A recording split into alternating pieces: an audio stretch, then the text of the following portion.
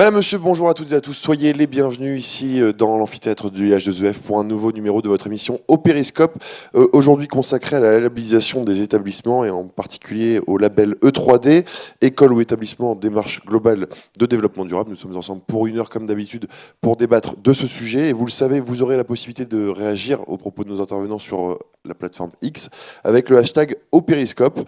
Vous pouvez donc poser vos questions et éventuellement réagir au débat. Je vais vous présenter justement nos 4 intervenants du jour qui sont avec moi en plateau. À commencer par vous, Béatrice Chetin, vous êtes chargée de mission éducation au développement durable à la DGESCO. Bonjour. Bonjour à tous. À votre gauche, Laurent Marien, vous êtes IA-IPR, chef de mission EDD dans l'Académie de Poitiers, et particulièrement chargé de la labellisation E3D. Bonjour. Bonjour. À votre gauche, Léa Gottsman, agrégée préparatrice à l'ENS Rennes. Nous vous avions reçu il y a quelques mois dans une émission consacrée à l'EPS. Et vous nous faites aujourd'hui le plaisir de revenir pour nous éclairer sur l'éducation à l'environnement de façon plus globale au travers de vos travaux de recherche. Bonjour. Bonjour. Et enfin, Julien Frappier, vous êtes agrégé en sciences et vie de la Terre au collège Jean Villard à la Crèche dans l'Académie de Poitiers. Bonjour. Bonjour. Bien, merci à vous quatre. Comme je l'ai dit, on va donc être ensemble pour une heure. On va diviser l'émission en 2 parties, une première consacrée aux enjeux, une seconde plus au témoignage de terrain. Et donc pour introduire cette partie consacrée aux enjeux, je vais me tourner vers vous, Béatrice Chetin, avec une question sur ce label E3D qui a maintenant plus de 10 ans. Est-ce que vous pouvez revenir sur sa création et nous préciser les objectifs qui ont été poursuivis dans le cadre de l'EDD ?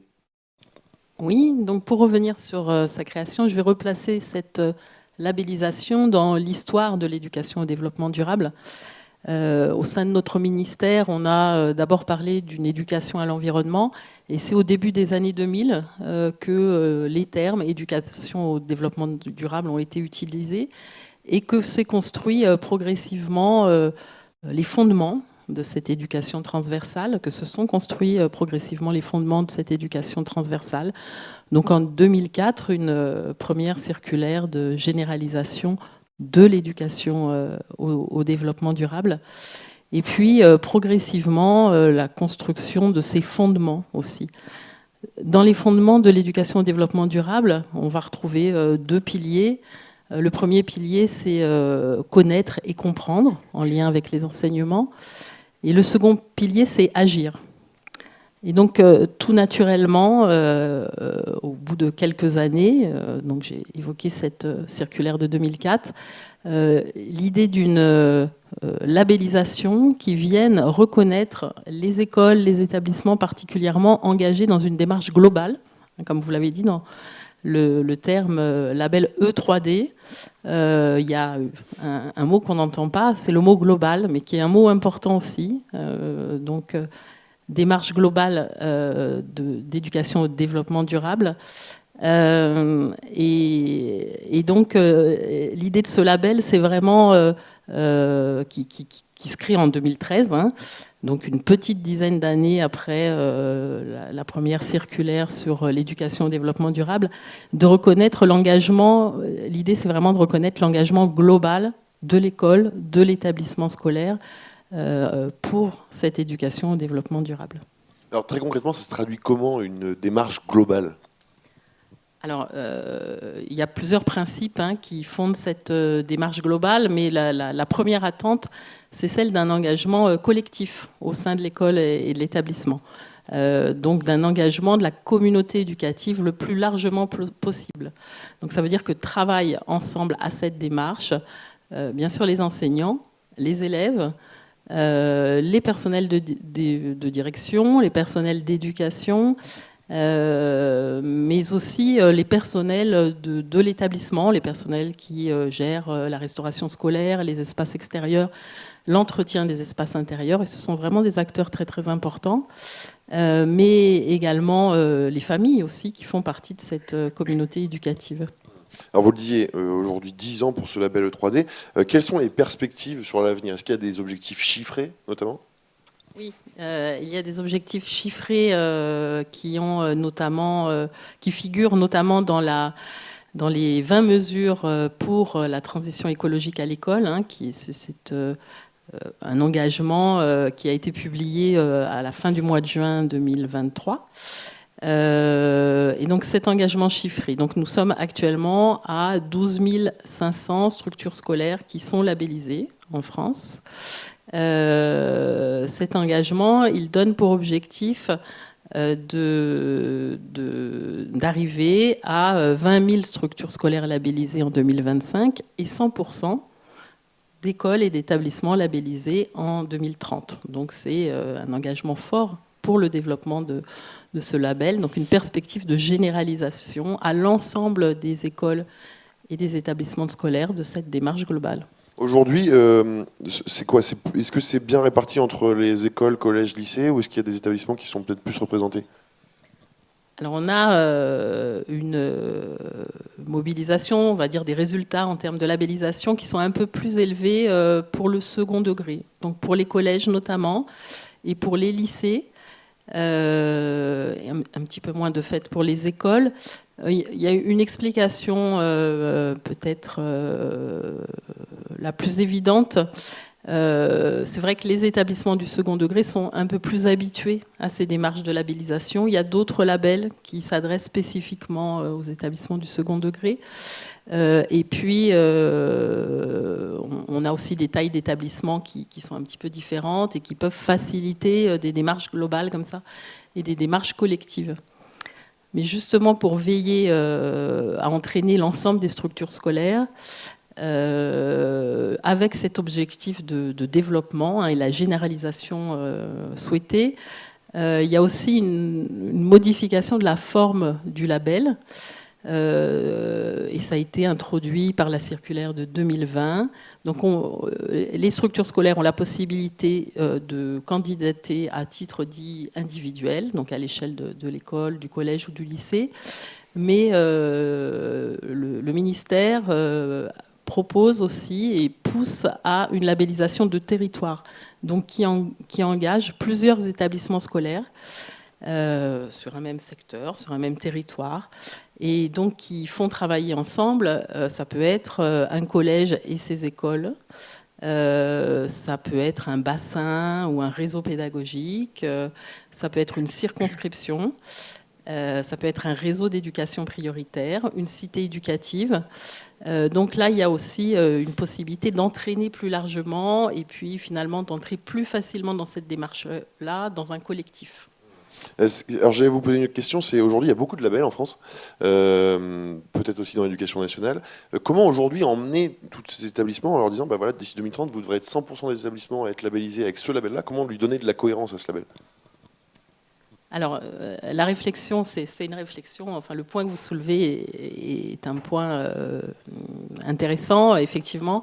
Et il y a une réflexion qui est menée actuellement sur la cohérence des labels, qui est menée au sein de la Direction générale de l'enseignement scolaire, parce que effectivement, il y a des sollicitations aux établissements autour de différents labels.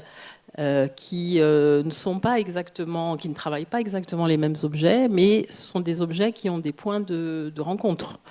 Donc je peux citer deux autres labels.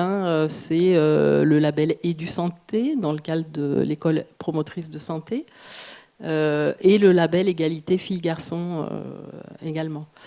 Vous voyez ces deux labels, parce que la référence pour le label E3D, une des références importantes, et la référence de l'éducation au développement durable, ce sont les objectifs de développement durable définis par l'ONU, les 17 ODD. Alors évidemment, quand on fait référence à la santé, il y a un ODD spécifique qui s'appelle santé bien-être, donc on voit bien les liens entre EDD et éducation à la santé. Et puis il y a un ODD également sur l'égalité entre les femmes et les hommes. Donc là, on voit bien que ce sont des objets communs. Donc il y a une réflexion globale sur ces labels-là, peut-être pour faciliter l'accès des écoles, des établissements, rendre les choses très lisibles. La réflexion, elle conduit quand même à dire que ces différents labels ont leurs objectifs propres. Ce qui est travaillé, c'est une entrée globale qui permettrait aux écoles, aux établissements de mieux s'y retrouver et de pouvoir naviguer facilement d'une démarche de labellisation à une autre. Bon, on va élargir un peu, on va élargir le spectre en s'intéressant plus à l'éducation, à l'environnement de manière plus globale. Je vais me tourner vers vous, Léa Gottsman, peut-être pour faire un point d'étape sur ce que dit la recherche et quel est l'état des travaux scientifiques sur ce sujet. Il y a beaucoup de travaux qui sont menés en France, mais aussi à l'international, sur les dispositifs pédagogiques qui éduquent à l'environnement. Et il y a plusieurs principes ou conditions qui ressortent et qui interrogent aussi le rapport qu'on a à la forme scolaire un peu traditionnelle à l'école aujourd'hui. Et au regard des travaux scientifiques, on a besoin de s'éloigner peut-être de cette forme des élèves en classe, statique, avec cette transmission de connaissances. Donc le premier principe, c'est clairement de passer du temps en pleine nature. Les états sur le manque de temps passé. Aujourd'hui, les enfants passent beaucoup plus de temps sur les écrans qu'en pleine nature. On a aussi des études qui montrent l'état général des connaissances sur la nature qui est vraiment qui se réduit par rapport aux générations précédentes. Et donc le premier principe, c'est clairement de passer du temps, de se reconnecter à cet environnement pour rapprocher la distance qu'on peut avoir. On a une vision qui est très anthropocentrique de l'environnement, c'est-à-dire qu'on considère qu'on n'appartient pas forcément à cet écosystème.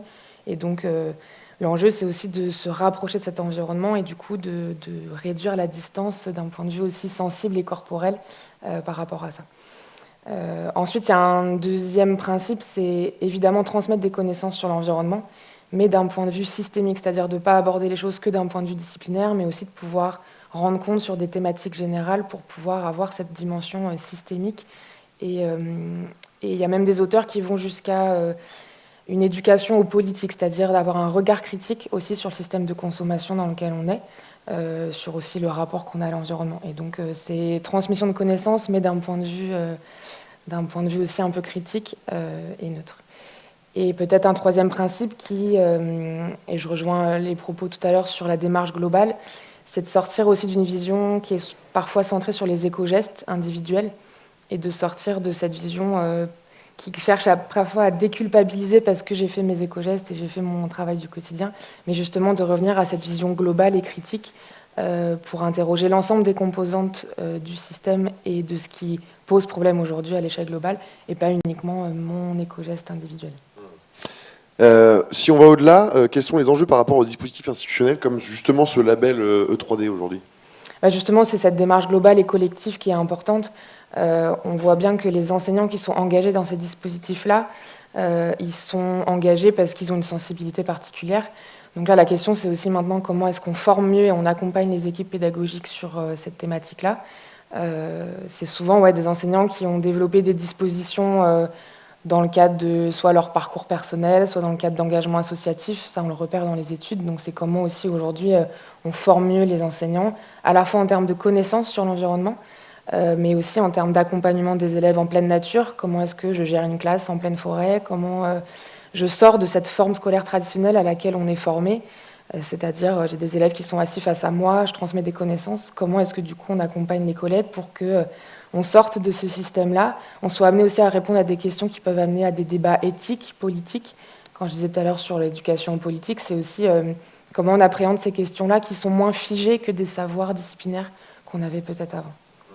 Y a-t-il des spécificités en fonction des disciplines qui sont pratiquées sur cette question, justement ? L'enjeu, c'est justement de faire des liens entre les disciplines sur des thématiques globales. Après, c'est sûr que si je prends l'exemple, par exemple, de l'éducation physique, on a tout un courant qui essaye aussi de voir comment est-ce que ce rapport à l'environnement, d'un point de vue plus sensible et corporel, justement, pas uniquement sur la transmission de connaissances.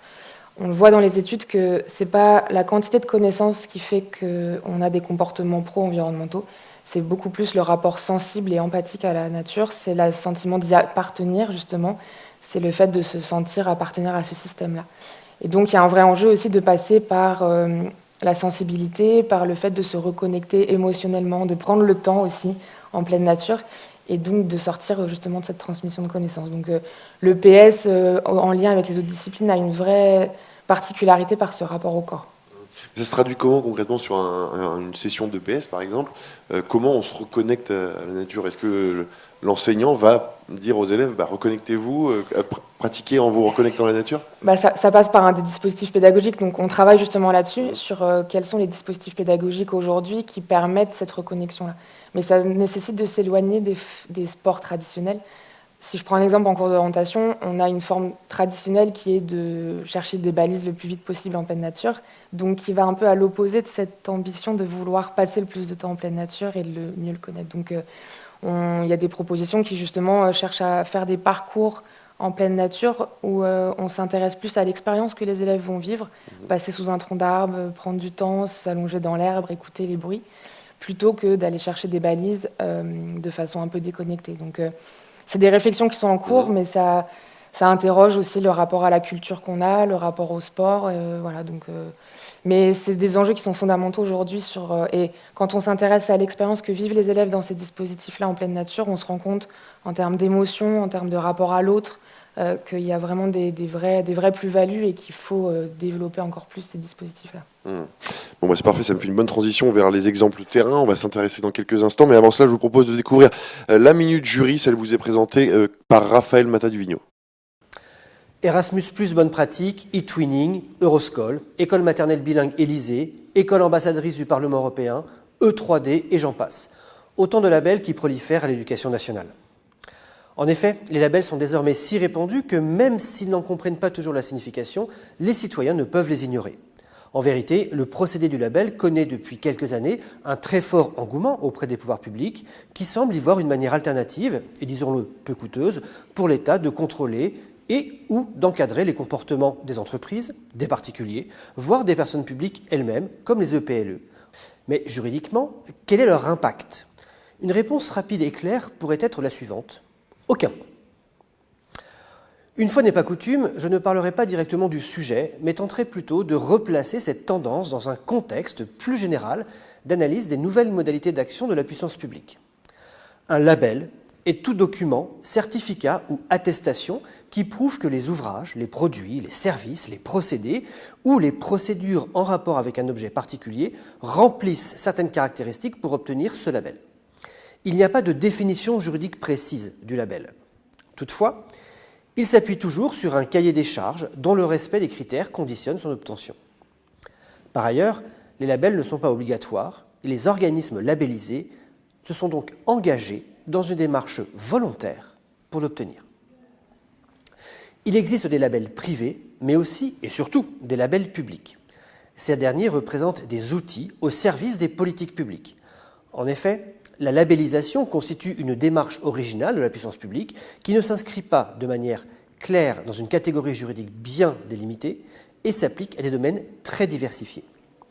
Elle présente un intérêt car elle apparaît comme une nouvelle manière d'intervenir de l'État qui est a priori séduisante. Il ne s'agit plus d'imposer, mais de mettre en évidence un produit, un service ou un établissement en le distinguant des autres. Elle représente l'une des modalités contemporaines d'action des pouvoirs publics qui constitue une forme donc de reconnaissance. Le label peut prendre plusieurs formes, une garantie de qualité, un dispositif de reconnaissance et de promotion, des marques d'appartenance. On en trouve beaucoup, par exemple, en matière agroalimentaire, label rouge, AOP, AOC, bio, ou alors sur la qualité des produits, normes NF, normes CE, normes ISO, ou alors de services, Calliope, Service Plus, label Marianne, haute valeur environnementale, etc. Le plus souvent, la mise en place d'un label se réalise dans le prolongement d'une politique publique, éventuellement en complément d'un socle législatif existant. Il vise en effet à encourager des pratiques vertueuses dans un secteur donné, développement durable, égalité des sexes, inclusion, construction européenne. Il récompense alors les entités les plus avancées et les valorise auprès des usagers. Le domaine de l'éducation connaît plusieurs labels, outre ceux cités en introduction. Le label qualité Éduform à l'article D122-9-1 du Code d'éducation, ou encore le label École de la deuxième chance à l'article D214-9, ou encore le label Lycée des métiers à l'article D335-3, ou enfin le label Campus des métiers et des qualifications à l'article D335-34 du Code d'éducation. Les labels ne sont pas seulement d'origine française, ils sont aussi, et nul ne peut s'en étonner, d'origine européenne. Les politiques dans les différents champs d'action de la puissance publique passent habituellement par l'édiction d'actes qui peuvent avoir la nature d'actes législatifs ou réglementaires. L'acte de l'autorité administrative peut être un acte d'autorisation, de prescription ou d'orientation. Mais la labellisation ne semble pas pouvoir entrer dans ces catégories classiques. Sa délimitation fait appel à plusieurs angles d'analyse. Une première caractéristique est celle de la valorisation.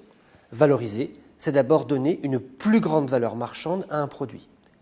Une deuxième caractéristique est celle de la distinction des produits, organismes ou services qui bénéficient du label par rapport à d'autres. Cette distinction est justifiée donc par la qualité estimée supérieure de ces produits et services. En vérité, la labellisation est une forme de légitimation.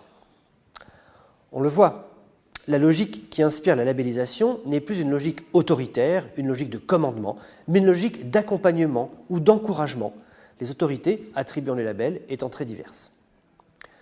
Tout en maintenant dans certains domaines ces procédés traditionnels d'intervention, l'État a donc très progressivement eu recours à de nouveaux procédés, moins, voire pas du tout coercitifs. Il a été conduit parce que les destinataires n'étaient plus les mêmes. Il ne s'agissait plus de s'adresser à des citoyens, mais à des consommateurs.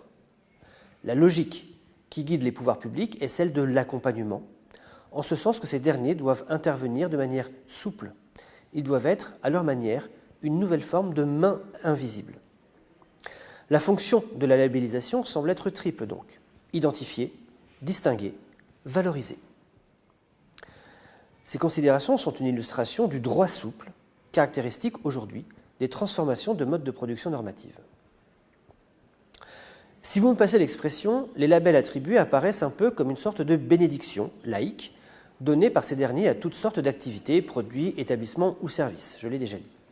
La multiplication des signes de reconnaissance peut par contre provoquer des risques de confusion. Cette multiplication est de nature à brouiller les messages que les pouvoirs publics entendent délivrer aux citoyens, parce que ces derniers peuvent être désorientés par cette multiplicité. Les régimes juridiques applicables aux labels sont tout à fait disparates. Il convient donc de se référer aux cahiers des charges respectifs pour connaître les procédures et conditions d'obtention d'un label, d'une part, et pour déterminer les effets juridiques d'une telle labellisation, d'autre part. Sur ce point, et de manière générale, on peut citer une reconnaissance officielle, le droit d'utiliser le label et le logo dans la communication de l'établissement, des avantages financiers ou administratifs, des moyens supplémentaires, des aides pour développer des projets spécifiques, etc. Cela implique aussi, en retour, un certain nombre d'obligations, de contraintes et de procédures, non seulement pour conserver le label, mais aussi pour le mettre en œuvre. Les procédures et les effets de la labellisation des EPLE sont abordés par les experts dans ce périscope, je n'y reviens donc pas. Une question polémique demeure.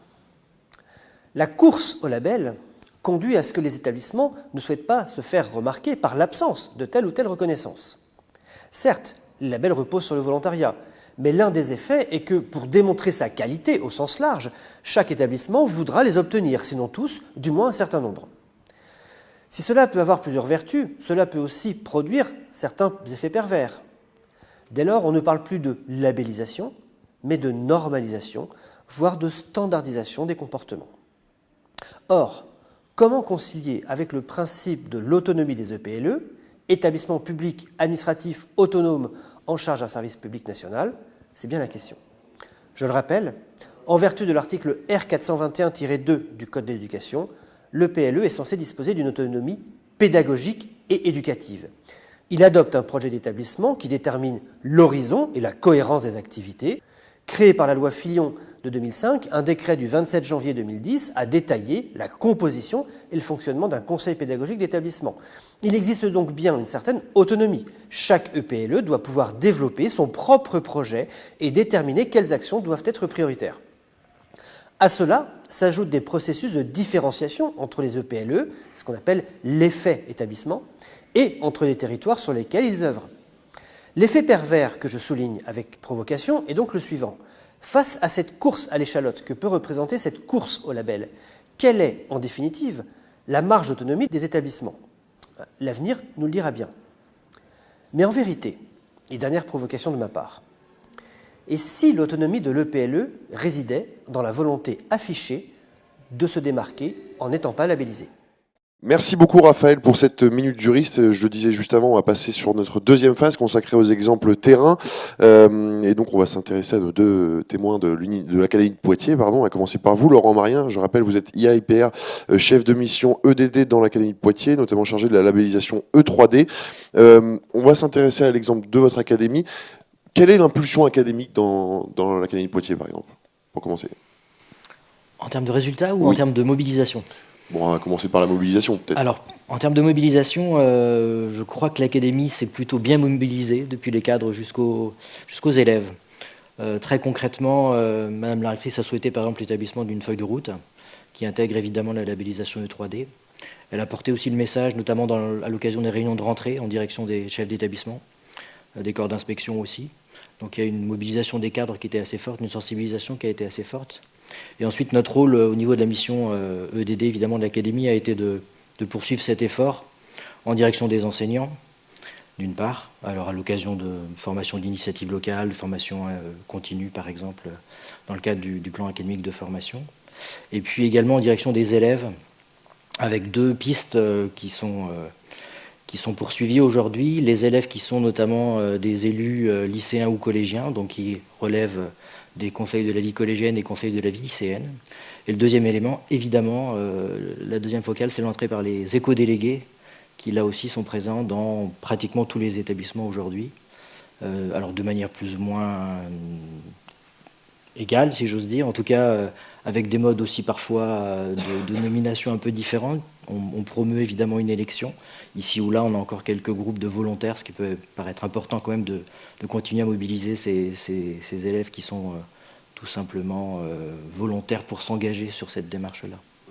Alors si on s'intéresse aux résultats et surtout aux enjeux qui sont présentés, 20 000 établissements en 2025, 100% des établissements en 2030, ça vous paraît cohérent? Alors pour moi c'est 2027 l'échéance dans l'académie, puisque la rectrice a voulu qu'on atteigne 100% en 2027. Cohérent, oui c'est important qu'on arrive jusqu'au bout, c'est-à-dire jusqu'à ce 100%. Alors dans un premier temps évidemment avec ce type de démarche on est plutôt sur de l'excellence, une reconnaissance de l'excellence. Mais derrière on a une ambition éducative et puis on a l'ambition aussi de former des citoyens qui sont à même de percevoir les enjeux en termes de développement durable. On le voit bien, hein, changement climatique, il y a suffisamment d'éléments aujourd'hui qui nous montrent qu'on est sur une préoccupation essentielle de notre avenir. Et du coup, c'est important que personne n'échappe finalement à cette démarche-là. Et ce 100%, il prend son sens là, en fait. C'est-à-dire que si ça reste réservé à une petite élite qui fait très bien, c'est une bonne chose, mais l'ambition, c'est que tout le monde se sente concerné et soit formé pour identifier et, le cas échéant, réagir à ce qu'on va vivre rapidement. Voilà, ce qu'on vit déjà d'ailleurs. Alors concrètement, sur le territoire, comment ça se traduit? Je vois que vous avez travaillé sur une offre de dispositifs et de programmes partenariaux en faveur de l'EDD. Est-ce que c'est une des étapes pour aller vers cette labellisation? Alors, en fait, très concrètement, évidemment, il y a un dossier de candidature pour une labellisation. Mais vous imaginez bien que quand le dossier arrive dans une école ou dans un établissement, on s'en empare pas nécessairement, et en tout cas pas tout de suite. Donc l'idée, c'est en amont déjà de travailler ces démarches. Donc c'est la raison pour laquelle on développe et on favorise de nombreux dispositifs ou programmes dans l'académie en direction des écoles, des collèges, des lycées, avec des associations ou des fondations, alors fondations type Tara, qui développent dans l'académie notamment les graines de reporters scientifiques, GRS, qui développe aussi 2 ou 3 autres dispositifs qu'on a aussi accompagnés, qu'on fait connaître. De la même façon, on travaille avec les collectivités territoriales. Un exemple, il y a un appel à projet, par exemple, du département de la Charente-Maritime qui a été lancé cette année pour la première fois en liaison avec les espaces naturels sensibles. Donc nous avons travaillé de pair, si j'ose dire, portant aussi leur appel à projet. Et aujourd'hui, on a eu 8 collèges dans le département, ce qui représente 20% des départements de Charente-Maritime, qui se sont engagés dans cette démarche-là. Donc l'idée, c'est de promouvoir ces différents dispositifs et programmes pour qu'ils rentrent finalement dans cette éducation au développement durable, alors souvent avec un lien environnemental, mais pas systématiquement. Et l'ambition, c'est de faire naître évidemment une appétence, une curiosité, et puis derrière une mobilisation et un engagement, puisque derrière, on a effectivement une démarche collective, ça veut dire se mobiliser sur plusieurs thématiques éventuellement, se mobiliser collectivement, enseignants, ça a été dit tout à l'heure par Béatrice, élèves, personnel des collectivités, et donc ces dispositifs et programmes sont destinés à accompagner et à faire vivre cette EDD avant qu'elle soit finalement, au final, en quelque sorte, inscrite dans une labellisation E3D. Ça rejoint ce que disait Léa Gottsman tout à l'heure sur justement ce besoin de se reconnecter à la nature aujourd'hui et d'autre part de travailler son esprit critique. Oui, alors pour revenir sur le propos de Léa, effectivement, il y a notamment une forme scolaire qu'on va appeler la classe engagée ou l'école dehors, pardon, ou la classe dehors. Très clairement, l'ambition, c'est qu'effectivement, il se passe plus de choses, si j'ose dire, que ce qui peut se passer en classe en lien avec la nature. Et que promouvoir cette forme scolaire, c'est aussi promouvoir ce rapprochement, cette nouvelle relation, ce lien qu'on va reconstruire finalement, qui est parfois un peu perdu. Souvent, on est sur le goudron et on vit sur le béton. Et là, l'ambition, c'est qu'on puisse retrouver la terre ferme et qu'on puisse retrouver derrière la faune, la flore et les différents enjeux qui vont avec. Merci beaucoup Laurent Marien, on va revenir vers vous tout à l'heure. Pour l'instant, je vais me tourner vers Julien Frappier. Vous êtes agrégé de sciences et vie de la Terre au collège Jean Villard, La Crèche, dans l'académie de Poitiers. J'imagine que vous partagez ce qu'ont dit vos collègues dans un premier temps. Oui, complètement. Je voulais repartir sur ce que disait M. Marien sur la labellisation. C'est vrai que ça demande une réflexion quand même assez poussée dans les établissements. Alors nous, en fait, dans l'établissement, l'historique...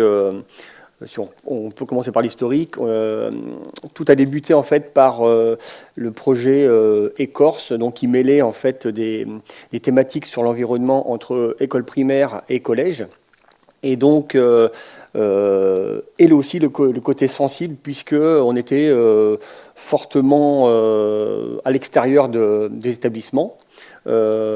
Et justement, la multiplicité des cerveaux nous permettait aussi de résoudre ces problématiques. Par exemple, on a réfléchi sur les haies dans notre environnement qui avaient disparu, les zones humides, enfin des thèmes vraiment qui touchent les élèves, puisqu'ils sont dans le territoire du collège, en fait. Ensuite, si on remonte un petit peu par la suite, on a évoqué ensuite la poursuite de cet engagement en termes de développement durable, puisque on a enchaîné par des projets qui étaient, on va dire, plus ambitieux. Je vais citer un exemple en lien avec une entreprise locale qui nous a demandé, en tant qu'expert potentiel sur les questions de développement durable, de réfléchir à un aménagement d'un territoire industriel. Donc là, cette réflexion nous a permis d'évoquer le fait de pouvoir maintenant passer à une dimension autre, et c'est-à-dire demander une labellisation, un engagement fort de l'établissement qui était déjà reconnu par l'extérieur, et on a de ce fait demandé via le questionnaire qui a été donné par l'Académie, la labellisation niveau 1, puis niveau 2. Et maintenant, on continue à travailler, mais on voit que pour passer au niveau expert, il va falloir poursuivre la réflexion, puisque je pense que la labellisation, qui est aux 3 niveaux, donc niveau 1, niveau 2, niveau 3, ne peut pas être acquise en 3 ans. Et cette réflexion-là, il faut la maîtriser et il faut aussi impliquer l'ensemble de l'équipe, puisque souvent il y a 1 ou 2 pilotes dans un établissement. Et l'engagement de toute une équipe, c'est mine de rien assez compliqué. Il faut aussi prendre en compte l'essoufflement des équipes qui, avec la multitude des projets, font que voilà, il faut y aller progressivement. Mais lorsqu'on voit la motivation des élèves suite à ces réflexions, hein, justement très voilà, à ces réflexions liées à l'environnement, au-delà justement des disciplines, on est sur quelque chose d'intéressant à poursuivre en fait. C'est intéressant ce que vous dites sur l'engagement des élèves. Aujourd'hui, on assiste quand même à l'apparition de porte-voix, si je puis dire, dans les jeunes générations, qui n'hésitent pas, alors Greta Thunberg forcément sur l'échelle internationale, mais on en a aussi nationalement sur des générations 18-25 ans, qui sont de plus en plus présents. Est-ce que vous sentez que vous, aujourd'hui, c'est un sujet qui concerne les jeunes générations, dont elles s'emparent réellement dès le collège et dès le lycée, par exemple? Peut-être moins dès l'école. Là, j'ouvre le débat, je ne sais pas qui veut répondre à cette question. Je peux juste commencer, juste pour dire que historiquement, c'est vrai que travailler sur l'environnement, ça date dans les programmes, au moins de SVT, même de MC, Ça date d'un petit peu longtemps en fait. Et souvent, on a travaillé sur l'environnement, sur des connaissances pures, et les élèves commençaient un petit peu à être déconnectés entre la connaissance et ce qu'ils pouvaient vivre à côté, et une petite lassitude de dire oui, il faut protéger toujours l'environnement. Et je rejoindrai ce que disait Léa Grossman tout à l'heure, c'est se reconnecter par rapport au côté sensible. Et le fait d'être acteur d'acteurs d'un certain nombre de projets fait que, justement, la motivation naît et des citoyens naissent, justement, par rapport à ces points-là. Je voudrais juste compléter avec sur la question des jeunes et de l'engagement des jeunes. Hein. Vraiment, le ministère, et notamment à travers la généralisation des éco-délégués, le fait de les rendre obligatoires dans toutes les classes de collège et de lycée, et d'inciter aussi à ce qu'il y ait des éco-délégués sur le cycle 3 à l'école primaire. Il y a un soutien fort à cette question de l'engagement des jeunes. Et c'est un objectif. L'objectif, c'est vraiment, comme ça a été dit aussi, de veiller à ce que cet engagement et cette prise de conscience de ces enjeux fondamentaux pour le XXIe siècle, que sont à la fois la question de la crise climatique, mais aussi la crise des ressources, la crise de la biodiversité, de faire en sorte que ces enjeux-là ils soient pris en compte largement, et pas par quelques-uns, dans quelques lieux, voilà. Mais que vraiment on ait une génération qui ait à la fois des éléments liés à des connaissances, en lien avec des enseignements, mais aussi des éléments qui passent par une relation sensible avec le vivant, qui a certainement... il y a un éloignement, effectivement, qu'on peut constater, et c'est important qu'il y ait cette expérience concrète du vivant, pour mieux comprendre les enjeux aussi, et pour mieux les comprendre aussi en référence avec des choses qu'on va dire, des connaissances qu'on va apporter dans les enseignements. Et donc l'enjeu, c'est vraiment que cette mobilisation des jeunes, elle ne soit pas le fait de quelques-uns, mais qu'elle soit largement partagée. Et je pense que quand on est près des écoles et près des établissements, c'est quelque chose qu'on peut voir, c'est-à-dire quand il y a cette démarche globale, quand il y a ce travail qui fait le lien entre ce qu'on dit dans le cours de SVT, d'histoire géo, de PS, mais même de langue vivante, enfin toutes les disciplines finalement, pas celles auxquelles on pense peut-être plus facilement, et une expérience concrète et de la rencontre avec des partenaires sur son territoire, que ce soit des centres de recherche, des acteurs économiques, des associations. On voit comme les jeunes ont envie de se mobiliser et d'agir aussi à leurs échelles. Et c'est une mobilisation qui ne se contente pas de l'éco-geste. Je rejoins aussi tout à fait ce qui a été dit. C'est vrai qu'il y a peut-être eu une entrée à un moment donné qui visait à identifier de bonnes pratiques. Voilà, c'est vraiment pas l'entrée de l'éducation au développement durable. Si on fait un geste, c'est parce qu'on a compris ce qui se passe avant, ce qui se passe après, et quel est le sens de ce geste-là. Et on ne fait pas de geste à vide, parce qu'on nous a dit que c'était bien. C'est une éducation. Hein, donc une éducation, ça veut dire qu'il y a une compréhension globale du sens de l'action. Et je fais juste une référence rapide. Hein, il y a, pour montrer aussi le degré de maturité de l'éducation au développement durable, il y a un référentiel de compétences qui est paru au mois d'octobre 2023, avec 4 grands domaines de compétences et qui sont vraiment la base de l'action et de la base aussi du soutien à l'engagement des jeunes. Je vais vite, mais ces 4 domaines de compétences, le premier, il fait référence à la complexité des questions du développement durable. Et c'est vrai que quand on s'y penche, on voit qu'on a un champ vraiment avec une complexité, mais c'est cette complexité aussi qui donne envie, qui motive l'action. Voilà. L'autre domaine, c'est la question de l'esprit critique qui a été également abordé. Le troisième et le quatrième sont autour de l'action, mais le troisième fait référence à l'éthique du comportement. Et le quatrième a des démarches et un engagement à des actions individuelles et collectives. Voilà, mais pour dire que voilà, cet engagement des jeunes, on le perçoit effectivement, et l'objectif, c'est qu'il soit bien soutenu dans toutes les situations et qu'il n'appartienne pas seulement à quelques-uns. Dans les 4 domaines que vous dites, il y en a quand même qui peuvent aussi servir sur d'autres enjeux sociétaux, finalement. Bien sûr, mais enfin, la question de ce qu'on appelle le développement durable, elle concerne tous les enjeux sociétaux. Alors c'est vrai que Léa Gossman a fait référence à une éducation politique aussi, c'est-à-dire à une éducation à l'action, à des choix individuels et collectifs, à la collaboration aussi. Je pense que ce sont des éléments importants. Hein. C'est un élément important de la démarche globale. On agit dans un établissement, on agit collectivement, par des échanges aussi, par des controverses, par des choix, par des consensus que l'on peut dégager pour privilégier tel ou tel type d'action. Et c'est en ce sens-là une vraie éducation politique pour le XXIe siècle et pour toutes ces transitions qui nous concernent et qui concerneront les générations à venir. Il y a une question à laquelle vous avez partiellement répondu et que je vais poser du coup à vos collègues. Le geste aujourd'hui, comment faire en sorte qu'il ne soit pas perçu comme une contrainte ? C'est justement la démarche globale et le regard critique et la compréhension de ces gestes-là.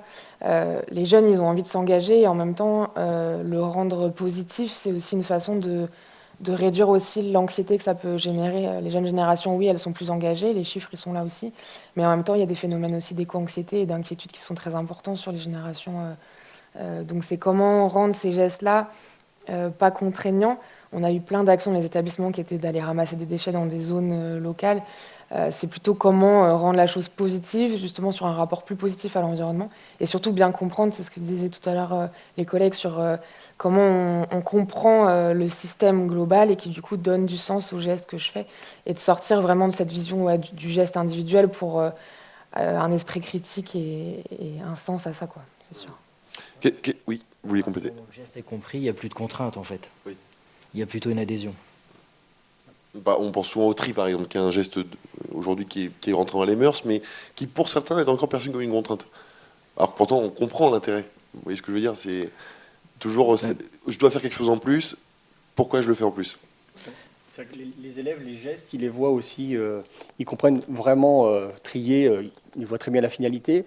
Le problème, c'est qu'il peut y avoir aussi une petite frustration des élèves, ils disent je le fais, mais en fait, je ne vois pas le résultat au final. Et je rejoins un petit peu ce que vous disiez tout à l'heure. C'est vrai que ce côté anxiogène de ne pas voir le résultat, c'est compliqué à gérer. Et du coup, je pense d'axer vraiment cette réflexion globale sur l'esprit critique, dire voilà, on a un développement durable.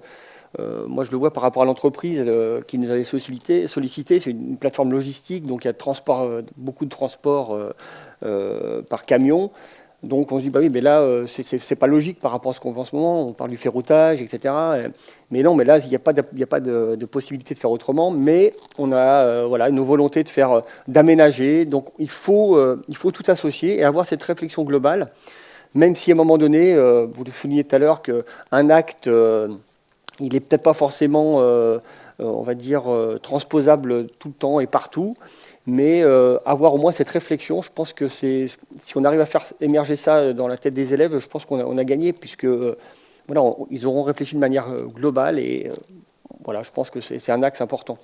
Mais c'est un vrai frein, ça, de ne pas pouvoir voir le résultat directement, et sur d'autres thématiques aussi, sur la santé. Pourquoi est-ce que là, on fait un mois sans alcool ou il faut arrêter de fumer ? On ne voit pas l'effet directement, en tout cas, voilà.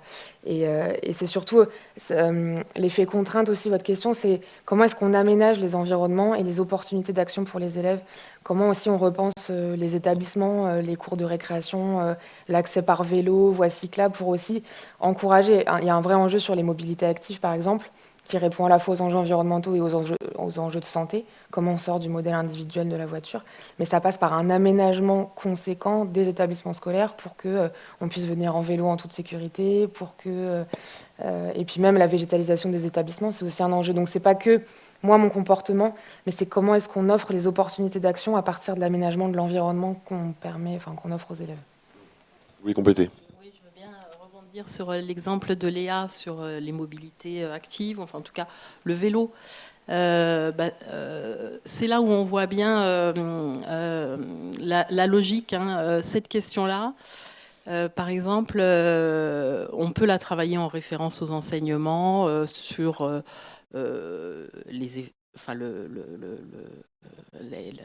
effets des circulations avec des énergies fossiles, montrer l'enjeu de circulation décarbonée, montrer l'enjeu santé, l'enjeu environnement, l'enjeu qualité de l'air, et chercher à ce que les élèves agissent. Moi, j'ai quelques très beaux exemples en tête de mobilisation des éco-délégués sur cette question des aménagements cyclables, où les éco-délégués ont pu agir directement à l'échelle de leur établissement en interpellant d'abord la direction de l'établissement, puis la collectivité territoriale sur les aménagements qui permettent de garer son vélo, et en ayant comme ça une expérience concrète de ce que ça veut dire que la transition écologique. C'est-à-dire, on interpelle, c'est quelquefois, on n'a pas de réponse immédiate, il faut revenir. Et voilà.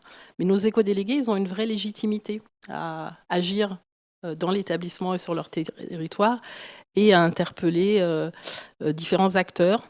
Ils ont interpellé donc à l'échelle de l'établissement, mais aussi le maire, la communauté de communes, en montrant très concrètement, en faisant un travail, en expliquant comment ils venaient des zones les plus peuplées jusqu'au collège, par exemple, et en montrant qu'il y avait des ruptures de circulation, que c'était dangereux à tel endroit, etc. Et donc, ils ont pu ainsi avoir un dialogue avec la collectivité territoriale pour proposer des aménagements, et il y a des évolutions certaines aussi qui sont favorisées par l'action des éco-délégués sur leur territoire. Et là, une action collective avec quelque chose aussi d'assez positif, enthousiasmant, qui fait que les élèves ont envie aussi de participer à cette dynamique. Alors ça fait partie des leviers pour encourager la dynamique. Est-ce qu'il y a des freins selon vous, ou voire des points de tension sur lesquels il faut veiller pour le développement durable et la mise en place de cette labellisation? Alors pour la mise en place de la labellisation, bon, on l'a soulevé tout à l'heure un petit peu, le frein, c'est vrai que c'est un dossier à remplir et que voilà, il y a la réflexion à mener, mobiliser les équipes. Durablement, pour le coup, ça c'est peut-être un frein. Après, un autre frein aussi, c'est pour on va dire les actions qui sont faites dans les collèges. Moi, je parle pour les éco-délégués, par exemple, là qui essayent de végétaliser notre collège. Et ben c'est compliqué justement d'interpeller les collectivités. Il y a une vraie des questions qui sont pas forcément qui ne donnent pas forcément de réponse rapidement. Et les élèves, c'est vrai, ils ont besoin de réponses rapides et leur faire comprendre que voilà, c'est pas si simple que ça. Ça c'est un petit peu compliqué, mais d'un autre côté, le fait d'être labellisé donne aussi un pouvoir, je trouve, au collège, puisque voilà, on est reconnu comme étant un peu expert, et donc du coup on a une force, je trouve, qui est intéressante lorsqu'on va pouvoir solliciter les collectivités locales vis-à-vis de ces sujets-là, quoi. Donc par rapport à ça. Laurent Marien, peut-être sur cette question des freins, justement, des points de vigilance à avoir à l'esprit. Alors le frein, c'est évidemment déjà le choix de s'engager dans la démarche, dans la procédure de labellisation, ce qui était évoqué tout à l'heure par mon collègue. Ça, c'est vrai que c'est le premier écueil en quelque sorte, d'où l'adaptation parfois nécessaire dans l'élaboration du dossier de candidature pour permettre un dossier qui soit tout aussi exigeant, si j'ose dire. On n'abandonne pas ces exigences, mais qui permettent d'être par exemple rempli plus rapidement pour ne pas justement que ça devienne une épreuve en soi. Le deuxième élément, c'est vraiment la dimension collective évoquée tout à l'heure par Béatrice, c'est-à-dire qu'on a parfois des projets qui sont portés par une personne, deux personnes, qui sont parfois un enseignant ou un personnel d'une collectivité, mais l'un et l'autre peuvent être absents, peuvent muter, peuvent partir en retraite, et comme tout projet, il peut y avoir une rupture. D'où la nécessité de ce caractère collectif du travail et de l'engagement dans cette démarche globale, avec cette idée de pérennité aussi. C'est le troisième élément un peu compliqué, c'est-à-dire que l'ambition, c'est pas juste de faire un très beau projet qu'on va développer dans l'année avec une classe, mais un projet qu'on va développer sur plusieurs années et qui vont suivre peut-être évidemment plusieurs classes, mais qu'on va faire, si j'ose dire, enfin qu'on va prolonger ou qu'on va amplifier avec les classes suivantes qui vont s'associer au projet peut-être ou qu'on va associer au projet. Ça aussi, c'est un élément parfois un peu compliqué. Ensuite, c'est la reconnaissance par les acteurs. Là aussi, ça a été évoqué par Béatrice, hein, la question des élus, la question derrière aussi des associations du territoire, alors que ce soit aussi des acteurs privés, avec l'exemple tout à l'heure de notre collègue de la crèche. Ça aussi, c'est des éléments forts, c'est-à-dire qu'il faut pouvoir rassembler sur une même table un certain nombre de partenaires et les conserver, et faire de telle sorte qu'ils puissent s'engager. Et puis le dernier élément, c'est la labellisation elle-même, ou plutôt la dernière étape de la labellisation, c'est-à-dire que on n'a pas d'argent à délivrer, on n'a pas d'engagement de ce type-là. Par contre, on a un petit label qui est un petit label numérique qu'on peut mettre sur tous les courriers de l'établissement, par exemple, tous les courriers que l'établissement peut envoyer, et notamment en direction de telle ou telle collectivité lorsqu'il y a un appel à projet, lorsqu'il y a des demandes de subventions. Donc c'est un élément un petit peu fort ici qui permet de mettre en exergue en quelque sorte ces établissements qui se sont déjà engagés, alors établissements ou écoles bien sûr. Donc ça, c'est un élément fort. Et ensuite, bon, dans l'académie, on a choisi aussi d'associer un petit diplôme qu'on remet, c'est-à-dire qu'il y a le choix d'organiser une manifestation en fin d'année, qui permet aussi d'échanger les projets, les idées qui ont été mises en œuvre, développées dans les écoles et les établissements. Donc il y a aussi l'idée d'un levier derrière ce temps fort qui permet à la fois cette reconnaissance et de redynamiser, voilà, de relancer les choses, tout simplement pour l'année suivante. Ouais, et de valoriser vraiment l'engagement des établissements pour le coup. Oui. Et autant que faire se peut, les acteurs qui y ont participé, et en premier lieu, évidemment, les élèves. Béatrice Chetin, vous voulez compléter ? Oui, c'est très important ce qu'a dit Laurent Marien sur la reconnaissance qui est liée au label E3D, le rapport avec les collectivités territoriales. Il y a aussi un avantage intrinsèque, c'est-à-dire pour le système éducatif. Cette labellisation, elle est porteuse vraiment de dynamique, de performance des écoles et des établissements scolaires. D'abord parce qu'on travaille sur le parcours de l'élève avec des relations interdegrés et qu'on vise à une cohérence de cette éducation et on vise à donner du sens aussi aux enseignements par rapport à des grandes questions qui se posent à nos sociétés. Et puis aussi parce qu'à l'intérieur de l'établissement, il y a une réflexion globale, il y a un pilotage, et donc ça veut dire que les acteurs de l'établissement travaillent ensemble autour d'objectifs communs. Donc la labellisation, c'est vraiment une démarche qualité, hein, c'est-à-dire l'établissement, il va se regarder fonctionner sur ces thématiques et avoir des stratégies d'amélioration à travers un plan d'action. Et donc, il y a aussi des avantages qui sont vraiment directs pour les écoles et les établissements qui s'engagent. Il y a un sujet qu'on n'a pas abordé, c'est celui de l'éco-anxiété, peut-être, et du risque de l'éco-anxiété. Si on commence à sensibiliser les élèves à toutes ces questions, est-ce qu'il n'y a pas un risque quand même qu'à un moment, ils se disent « mais où va-t-on » ?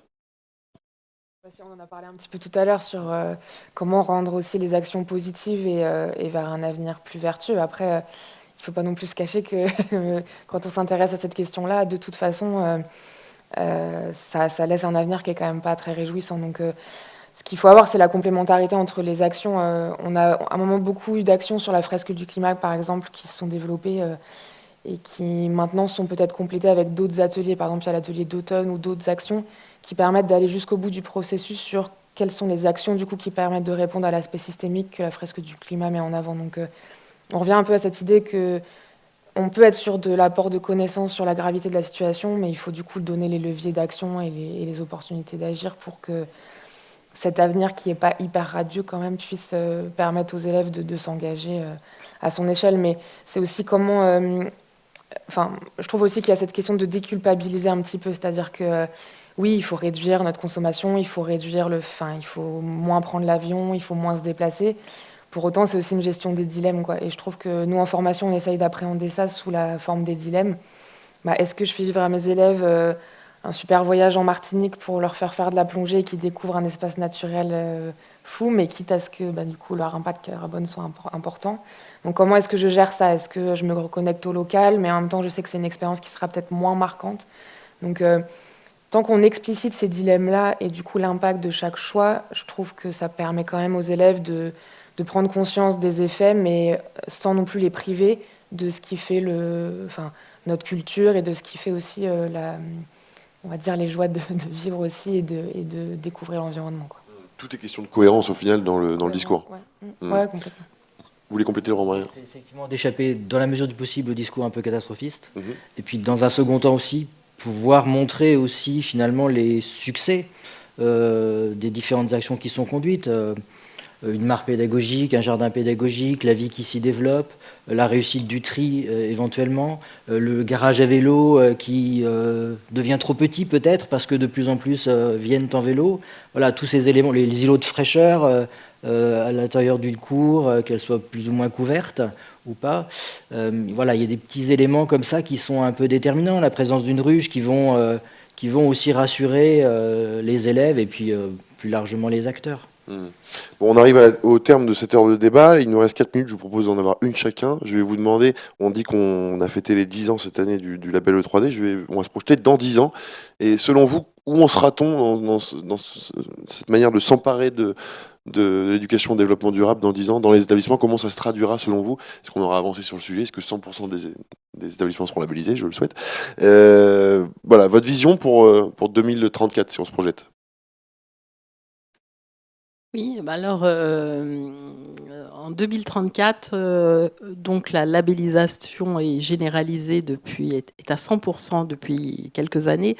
Donc ce n'est plus un sujet, c'est-à-dire que tous les établissements ont dans leur projet d'établissement, d'école, les objets de l'éducation au développement durable, la poursuite de l'éducation au développement durable.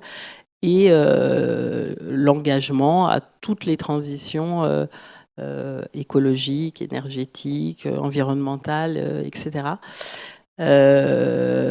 Et travaille avec les élèves à décider un avenir qui ne se vit pas dans la frustration, mais qui se vit avec une référence à la sobriété, mais qui n'est pas une référence à la sobriété dans la frustration, mais plutôt dans un engagement collectif qui est aussi porteur de satisfaction, avec les exemples qui ont été donnés.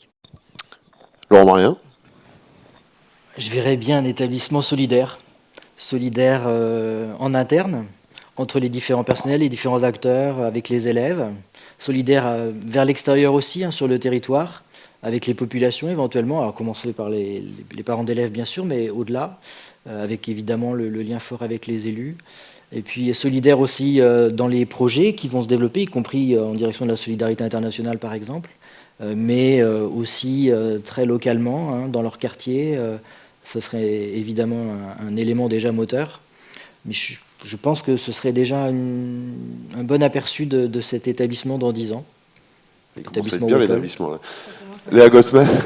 Ouais, si on veut être complémentaire, moi je vois surtout un établissement où les élèves sont dehors une grande partie du temps, ou en tout cas à certains moments de leur scolarité. Et puis cette question des mobilités actives, je pense que c'est un vrai enjeu de rendre les élèves actifs et aussi pour des enjeux de santé. Clairement aujourd'hui, quand on regarde les chiffres sur les capacités des élèves physiques, c'est une catastrophe. Donc on a aussi cet enjeu par la question environnementale, peut-être de rendre les élèves actifs dehors, de sortir et de se reconnecter aux autres aussi. Pas que à son corps, mais aussi aux autres. Donc, en lien. Et Julien Frappier pour terminer. Pour compléter, c'est vrai que cette réflexion autour du collège du futur, on va dire, c'est d'avoir que les élèves puissent avoir une connaissance de tous ces ODD, on en a parlé un petit peu tout à l'heure, montrer qu'en fait que tout est tout un petit peu lié, et avoir cette réflexion globale en termes, alors soit des actions, certes, si on pouvait être, on va dire, vivre un peu plus dehors, apprécier ce que l'on a et ce que l'on a fait aussi, parce que tout à l'heure on a soulevé l'anxiété, mais on pourrait très bien détourner en disant, bah oui, mais si on faisait pas ça, qu'est-ce qui se passerait, quoi? Déjà, si on faisait pas ces gestes-là, ces actions-là, qu'est-ce qui se passerait? Donc si on continue la réflexion, je pense qu'on sera vraiment bien. Hein. Cette réflexion elle est importante. Eh ben, je vous propose de se retrouver ici dans 10 ans dans cet amphithéâtre. On fera le point sur ce sujet. En tout cas, merci à vous quatre d'avoir été présents. Je vous rappelle que vous pouvez réagir au propos de nos intervenants et à ce débat qui s'arrête malheureusement et qu'on pourrait poursuivre sur la plateforme X avec le hashtag Opériscope. Avant de se quitter, on va forcément retrouver Sylvaine Paul pour la Minute Bibli. Vous la découvrez tout de suite en images. Merci Marc-Antoine, merci à vous chers invités. Bonjour à toutes et tous, j'espère que vous allez bien. Je suis ravie de vous retrouver pour cette nouvelle Minute Bibli. Partons sans perdre de temps sur le site EduScol et plus particulièrement sur la page dédiée à la labellisation E3D. On y trouvera les objectifs et la présentation de la démarche E3D, E3D qui signifie établissement en démarche globale de développement durable. On parle beaucoup par acronyme ou abréviation et c'est parfois mieux en les développant. Outre les textes officiels de référence, on pourra télécharger le Vademecum pour éduquer au développement durable à l'horizon 2030. Ce Vademecum est divisé en 4 parties qui développent les enjeux, les objectifs, les modalités de mise en œuvre et une dernière partie qui est plutôt consacrée au pilotage et à la formation. Je vous signale au passage un autre document à télécharger et édité également par le ministère de l'Éducation nationale et de la jeunesse. Ce livret s'intitule « Agir pour la transition écologique dans les écoles, les collèges et les lycées ». Il date de juin 2023. Et il explique pourquoi il est important d'agir pour la planète et il aborde plusieurs champs d'action tels que l'alimentation, les déchets, l'eau, l'énergie, le numérique, et il donne des pistes de projets pédagogiques à mettre en place dans les établissements. Sur éducation.gouv.fr sont reprises les 20 mesures pour la transition écologique à l'école qui ont été énoncées en juin 2023 et qui ont pour but d'inciter les élèves à l'engagement civique via, par exemple, les éco-délégués et les liens avec les collectivités territoriales. Sur le plan scientifique, maintenant, on pourra lire ou relire le dossier de veille de l'IFE. Il s'agit du numéro 133 de mars 2020. Éduquer à l'urgence climatique, dans laquelle sont analysés les textes scientifiques de divers horizons et qui offre un éclairage élargi des réflexions et un état de la recherche en matière de politique de l'écologie. Toujours dans les écrits de recherche, je vous propose l'article de Barthes, Sauvé et Tortera, qui est publié dans la revue Éducation et socialisation numéro 63 de 2022, et qui a pour titre « Quelle éducation aux politiques, politique au singulier, pour les questions environnementales et de développement ». Ce texte fait écho aux propos de Léa Gottsman qui mentionnait la dimension politique de l'éducation à l'environnement il y a quelques minutes. Pour terminer, M. Frappier, que je remercie d'ailleurs, et invité de notre plateau, nous a transmis un ensemble de documents portant sur le projet dont il nous a parlé au cours de l'émission, à titre d'exemple d'activités pédagogiques menées dans son établissement. Dans ces documents, on découvrira une vidéo de présentation ainsi qu'une infographie sur le projet de microforêt, ainsi que 2 fiches projets, l'une toujours sur le projet de microforêt et l'autre sur le projet de mare sur un site industriel. Voilà, c'est tout pour aujourd'hui en ce qui me concerne. Cette sélection ne représente bien entendu qu'un bref échantillon de toute la littérature sur le sujet. Je vous rappelle que ces références et les liens d'accès vous seront proposés avec le replay de l'émission sur notre site internet, sur la page dédiée au périscope. J'aurai grand plaisir à vous retrouver le 12 mars pour un nouvel opus des périscopes qui sera cette fois-ci consacré au développement des compétences psychosociales. Je vous remercie de votre fidélité, je remercie bien sûr aussi nos invités en plateau. Et Marc-Antoine, je vous rends la parole, comme d'habitude, pour le mot de la fin. À très bientôt et prenez soin de vous. Merci beaucoup Sylvaine pour cette Minute Bibli. On se donne rendez-vous pour le prochain numéro. Celui-ci sera du moins diffusé le 12 mars. Il s'agira d'une émission au périscope consacrée au développement des compétences psychosociales. Je remercie à nouveau nos 4 intervenants du jour pour cette belle émission. Et puis je vous donne rendez-vous donc le 12 mars prochain. Belle journée à tous.